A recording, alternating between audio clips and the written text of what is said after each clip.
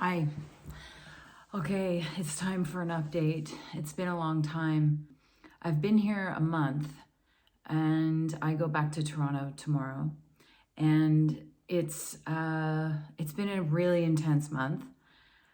I believe it's because I was given space and time and privacy to totally allow the reality of my life to come through.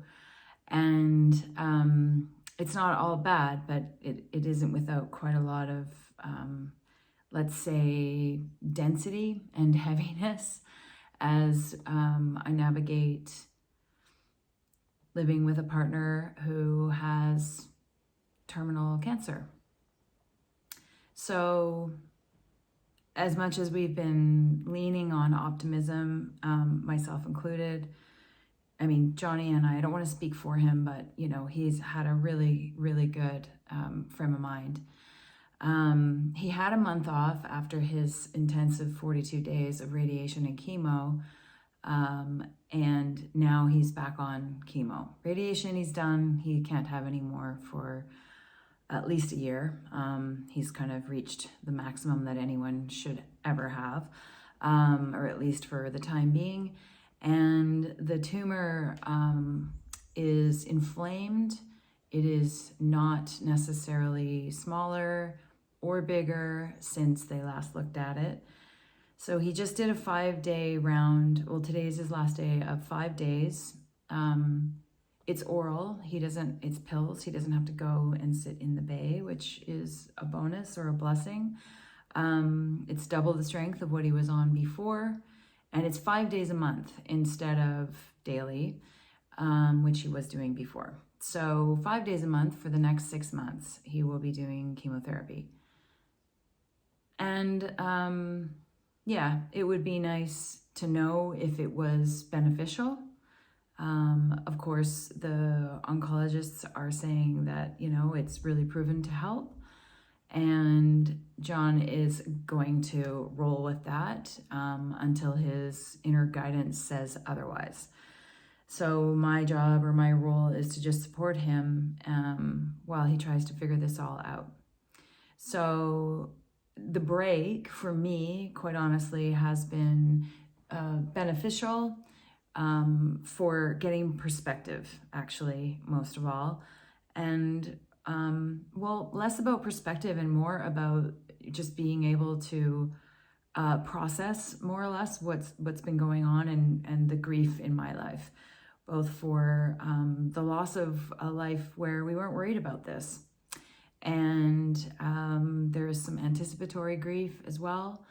And as well, the loss of my sister, which is something that I would really like to come forward about, in that I want to talk about it, but I want to honor her and her daughters, and I don't want them to, I want to make sure that whatever I'm sharing is the most respectful and, most doing my sister justice. Because she had a really challenging round on this life. And I feel that she's at peace now, but it's still a loss. And I'm processing the loss of her, but also the loss of her from a very long time ago, which was to addiction. So I will say that much. But there's also the processing for my own self of having a sister, having a family member, while alive, going through that. And that's also something in itself. And I know that many of you have experience with this firsthand, secondhand, whatever the case is. And it's a horrific reality.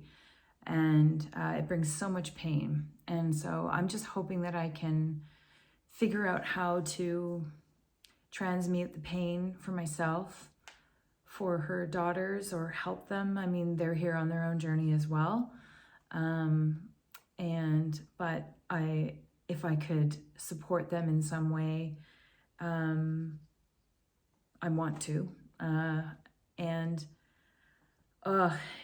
it's just been really, really heavy. So those are sort of like the overarching things. And then the underarching or like the simultaneous things are the 5 properties in Portugal.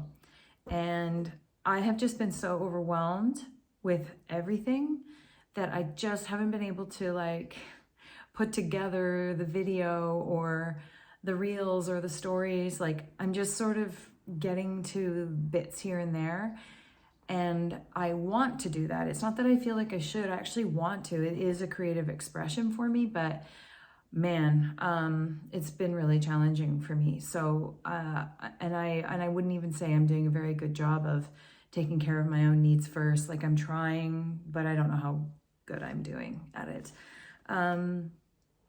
So the 5 properties here, they all have their needs, and there's some positive things. There's some very challenging, unexpected things, which equals stress. And then managing them all or navigating them all with very limited Portuguese, which is my bad. It's a me problem. It's not their problem. So I feel an obligation and a responsibility to speak more Portuguese. And so I am going to take lessons there. I've just said it out loud. But I cannot start a thing until the new year, which is really not that far. So that's what's happening for me. And then I will return in the new year or early January, and then Joni will come mid-January and stay for a month. And that will be nice. It has been very isolated and lonely up here. It's beautiful. You see I've got my sheets on the line there. It's extraordinary, and yet it's lonely. But I also know that lonely and isolation can happen in the busiest hubs of your life too. Like, you can have a bustling world around you and tons of friends and family around you, and you can still feel very alone inside. So there's a combination of lonely and alone, and but I'm not saying that it's wrong or that it shouldn't be there and that it wasn't totally necessary. And so that's the thing that I'm learning, is to just accept and roll and ride out the feelings and the emotions that are coming up, and just trying to be honest with myself and just trying to live an honest life. So heading back to Toronto, it will feel like an adjustment. It will be really nice to see Joni and my boys again, to see my friends, my sisters. So from here on in, whenever I refer to my sisters, I am talking about the ones that I went out and found.